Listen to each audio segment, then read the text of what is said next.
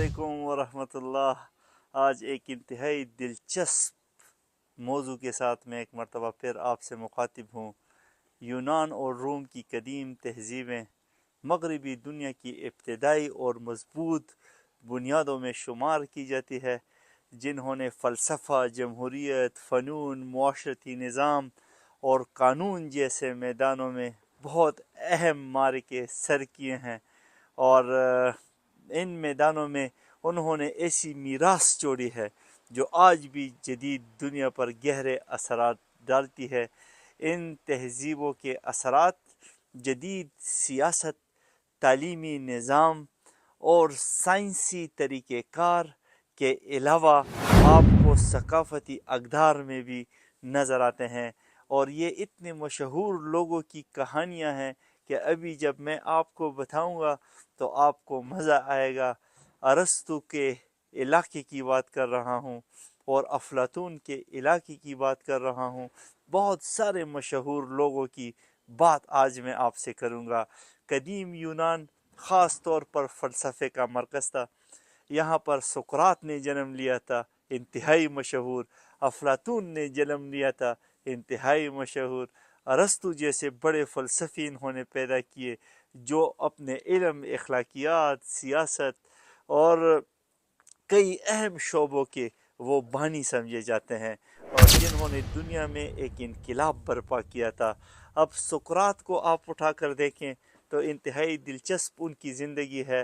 انہوں نے خود شناسی اور اخلاقیات کی جو بنیادیں تھی اس میں اہم کردار ادا کیا، اور مغرب کو اس نے یہ اخلاقیات سمجھانے کا درس دیا، جس کو سقراطی طریقہ بھی کہتے ہیں، اور یہ انتہائی مشہور ہے۔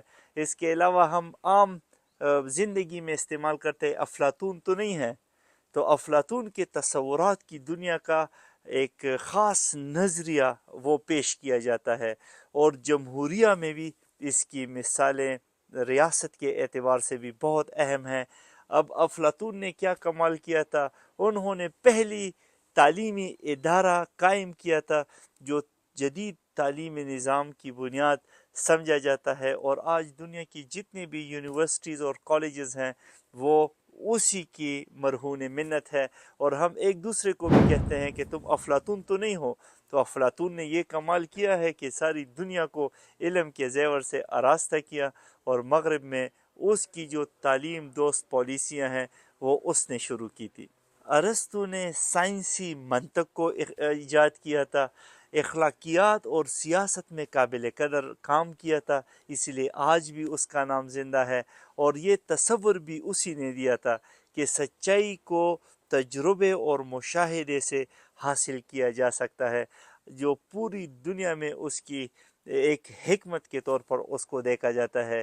رومی جو فلسفہ ہے، خاص طور پر پریسٹوئکس اور سیسرو جیسے مفکرین کی بدولت وہ ترقی پاتا گیا، اور جو تاریخ کا حصہ بنا، جنہوں نے زندگی کے نظم و ضبط پہ بات کی، اخلاقیات پہ بات کی، اخلاقی قدروں پہ بات کی، اخلاقی کردار اور قانون کے حوالے سے ان کے نظریات کو بہت زیادہ دنیا میں پسند کیا گیا، اور اس نے متعدد کتابیں بھی لکھی جو آج بھی پوری دنیا میں مشہور ہے۔ تو رومی فلسفے میں عقل، خود اعتمادی اور دنیاوی حقیقتوں کو قبول کرنے پر زور دیا گیا ہے۔ یہ انتہائی دلچسپ بھی ہے، اور لوگ کافی اس کو انجوائے بھی کرتے ہیں۔ اب جمہوریت کی بنیادیں بھی یونانی تہذیب میں رکھی گئی۔ اب ایتھنز ان کا جو مشہور شہر ہے، آپ نے اکثر نام سنا ہوگا، ایتھنز شہر میں پہلی بار عوامی جو شمولیت پر مبنی نظام قائم کیا گیا، جسے ہم براہ راست جمہوریت کہتے ہیں، اور آج پوری دنیا میں جمہوری نظام قائم ہے، پاکستان میں بھی جمہوریت ہے۔ تو ایتھنز کی جمہوریت میں شہریوں کو حکومتی فیصلوں میں براہ راست شرکت کا حق دیا گیا، اور یہ انتہائی اہم بھی ہے۔ تاہم جو ان کا یہ نظام ہے یہ صرف مرد، خواتین اور شہریوں کے لیے خاص تھا، اور اس نے پوری نظام زندگی کو وہ بدل دیا۔ یہ نظام شہریوں کو سیاسی مسائل پر کھلے عام بحث اور مباحثے کا بھی موقع دیتا ہے۔ ہم سب سیاسی لوگ ہیں، اپنی رائے میں آزاد ہوتے ہیں، ہم اپنی رائے سے ووٹ دیتے ہیں۔ یہ عوامی مباحثے اور فیصلہ سازی جدید جمہوری نظاموں کی بنیادی خصوصیات میں انتہائی اہم رول ادا کرتا ہے۔ تو ہر کوئی جب اپنے فیصلوں میں آزاد ہوتا ہے تو جمہوریت انہی کی بدولت آگے آئی ہے۔ رومی سلطنت میں جمہوریت کا ایک مختلف ماڈل تھا جسے جمہوریہ کہا جاتا تھا۔ اس نظام میں بھی جو سینٹ تھا، کونسل تھا اور قانون ساز ادارے، یہ سب شامل ہوتے تھے۔ تو جمہوریہ بھی انتہائی مشہور ہے۔ رومی جمہوریہ میں اشرافیہ کا کردار زیادہ تھا، تاریخ بتاتی ہے، مگر پھر بھی قانون سازی اور عوامی جو نمائندگی تھی جیسے خاص اصول یہ انہوں نے متعارف کروائے ہیں۔ پوری دنیا ان کی تقلید کرتی ہے۔ آج کے جو جمہوری نظاموں کو اگر آپ دیکھیں اور اس کو سمجھنے کی کوشش کریں تو یہ اسی جمہوریہ سے وہ متاثر ہے، اور ہر ملک میں وہ جمہوری انداز میں حکومتیں قائم ہوتی ہے، لوگ اپنا حق رائے دہی استعمال کرتے ہیں اور اس سے پھر حکومتیں بنتی ہے۔ تو یونانی اور رومی یہ معاشرت میں فن ثقافت ہو گیا، فن تعمیر ہو گیا، مختلف زبانوں پر بھی اس کے بہت گہرے اثرات وہ پڑھتے ہیں اور پوری دنیا اس سے متاثر ہے۔ تو اس خوبصورت مقام سے میں ایک مرتبہ پھر آپ سے یونانی فنون اور مجسمہ سازی پہ بات کر رہا ہوں۔ یقیناً آپ اس کو انجوائے کریں گے۔ انہوں نے تھیٹر میں بھی بہت کام کیا، شاعری بھی ان کی بہت پسند کی جاتی ہے۔ یونانی معماروں نے دورک اور آئینک اور کورنتھین ستونوں کا طرز تعمیر بھی ایجاد کیا تھا، جو آج بھی فن تعمیر میں اپنی مثال آپ ہے اور پوری دنیا میں اس کو پسند کیا جاتا ہے۔ اسی طرح جو رومی قانون ہے وہ بھی انتہائی مشہور ہے۔ جدید قانون سازی کی بنیاد انہوں نے رکھی، اور رومی قانون میں جو شہریوں کے حقوق کا تصور ہے اور قانون کی بالادستی ہے یہ انتہائی اہمیت کی حامل ہے، اور اسے خاص حیثیت بھی پوری دنیا میں دی جاتی ہے۔ جو لاطینی زبان ہے روم کی اور یونانی زبانیں ہیں، مغربی زبانوں اور خاص طور پر انگریزی ہو گئی، فرانسیسی ہو گئی، ہسپانوی کے جو الفاظ تھے، یہ سب ایسے ڈھانچے میں آپ کو ملتے ہیں کہ پوری دنیا نے انگریزی سے متاثر ہے اور پوری دنیا میں یہ بولی جاتی ہے۔ فرانسیسی پوری دنیا میں بولی اور سمجھی جاتی ہے۔ تو لوگوں کے درمیان بات کرنے کے لیے بھی انہی کی زبانیں وہ اکثر استعمال ہوتی ہے۔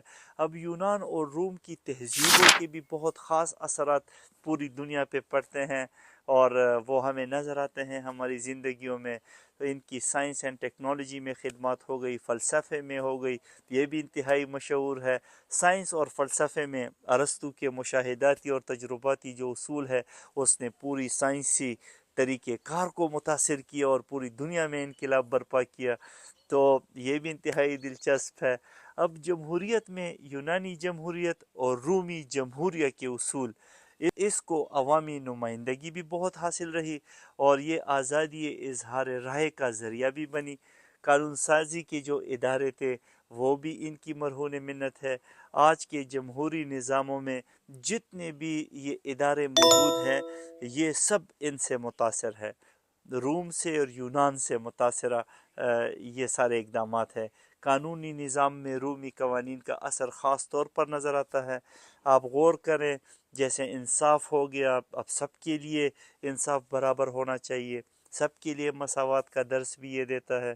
اور تعلیمی ادارے ہو گئے، یہ اکیڈمیز ہو گئی، کالجز ہو گئے، یونیورسٹیاں ہو گئی، جامعات ہو گئی، یہ سب افلاطون کی جو اکیڈمی ہے یہ پہلی جب دنیا میں بنائی گئی تھی اس کی یاد بھی لوگوں کو دلاتی ہے۔ تو جو آج بھی اگر آپ علم حاصل کرتے ہیں، علم کی تلاش میں نکلتے ہیں، تو آپ براہ راست ان سے متاثر ہوتے ہیں۔ تو یہ چند اہم چیزیں میں آپ کے ساتھ شیئر کرنا چاہتا تھا۔ یقیناً آج کا ولاگ بھی آپ لوگوں نے پسند کیا ہوگا، اور آخر میں یہ کہنا چاہتا ہوں کہ قدیم یونان نے فلسفے، براہ راست جمہوریت اور فنون میں گہری بصیرت فراہم کی ہے، لہٰذا آپ ضرور یہاں کا وزٹ کریں۔ اور روم نے جمہوریہ، قانون اور معاشرتی نظم کے ذریعے ایک مضبوط، اگر میں مختصر الفاظ میں کہوں تو مضبوط معاشرتی ڈھانچہ ہمیں فراہم کیا ہے۔ ان تہذیبوں کی میراث نے جدید دنیا کی فکری اور سماجی بنیادیں ہمیشہ مضبوط کرنے میں اہم کردار ادا کیا ہے۔ مجھے دیکھنے اور سننے کے لیے آپ سب کا بہت شکریہ۔ آج کا جمہوری نظام ہو گیا، قانون سازی ہو گئی، تعلیمی ادارے ہو گئے، یہ اسی ورثے کے تسلسل کا حصہ ہے۔ اللہ رب العزت ہمیں اسلام کے مطابق زندگی گزارنے کی توفیق عطا فرمائے اور ہمیں نبی علیہ السلام کے بہترین اخلاق کے ساتھ خوبصورت زندگی گزارنے کی توفیق دے۔ نبی علیہ السلام نے جو ہمیں زندگی بتائی وہ ہمارے لیے مشعل راہ ہے، دنیا اور آخرت کی کامیابی ہے۔ ہمیشہ آپ لوگ مجھے پسند کرتے ہیں، دیکھتے ہیں، مجھے سنتے ہیں۔ مجھے لائک کرنے کے لیے، مجھے پسند کرنے کے لیے آپ سب کا بہت شکریہ۔ ملتے ہیں ایک اور خوبصورت ویڈیو کے ساتھ۔ السلام علیکم ورحمۃ اللہ۔